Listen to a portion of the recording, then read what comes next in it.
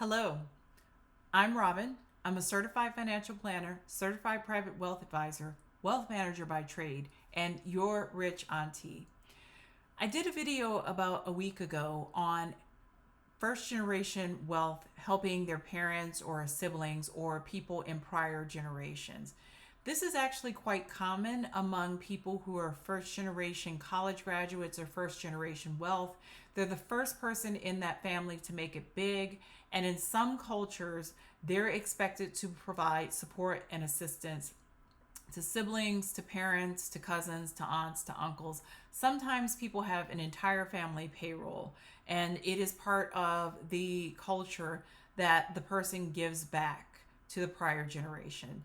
So I listed out three parameters in terms of helping parents and also building wealth for yourself. I received a really interesting question via email, and it was from someone who's facing this very situation. And they asked the question, when should you absolutely not help family? And I thought it was an interesting take because there are some situations where I believe you should absolutely not help family members out.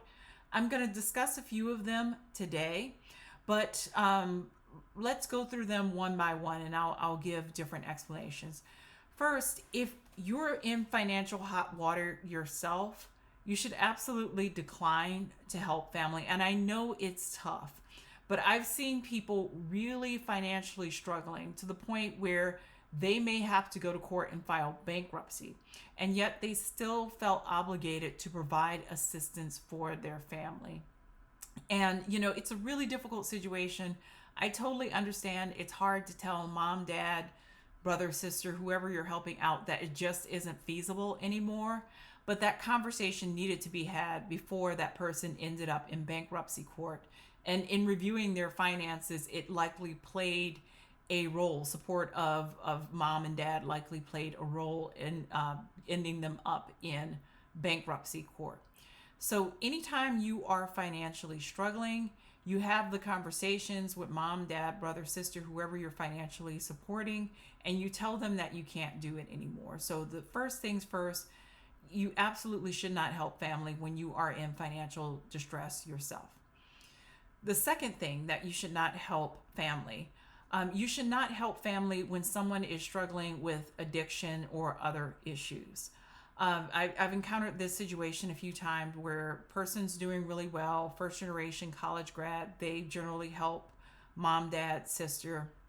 Sister actually has an addiction or has been known to have addictions.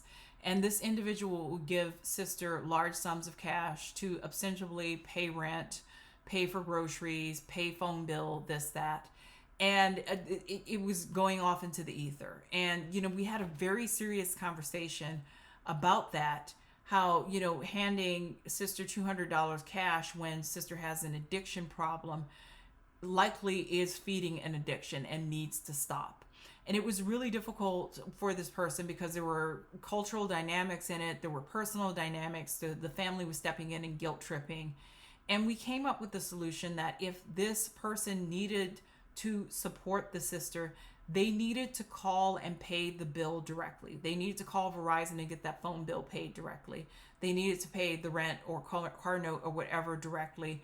But giving a person cash, especially if there's issues of addiction, is a no-no. Personally, if a person is suffering addiction, even assets, like for example, let's say someone is suffering addiction and you get them a used car so they can get back and forth to work. Well, that person can sell that car. Okay, and you're not going to keep the car in your name because that's a liability issue of having someone with a known addiction problem driving a car in your name. They get in an accident, something happens, and then it's all on you. So when people are facing addictions, I think that you have to renegotiate the policy of providing support and giving them money. The third reason I would say you probably shouldn't give family members or mom, dad, sister money. They don't need it. They don't need it. I had a client who's giving thousands of dollars a month to his birth family, and I for several months I thought the birth family was in distress, and so I was okay with it. And then we had this conversation, and I realized his mom, dad, and brother who were receiving money all worked good jobs. And I was like, whoa, like, what's the story here? All these people have good professional jobs. Why are they receiving thousands of dollars a month from you? And it was this long explanation that, at one point they were in different circumstances, and he just started giving them money, and now they're doing much better, and he continues to give them money. And I really had to encourage him to go back and have some conversations with people to renegotiate it. Because the unfortunate thing is that once you set up family payroll and people start receiving money, even when their circumstances changes, they're likely not going to decline your money, even though they should.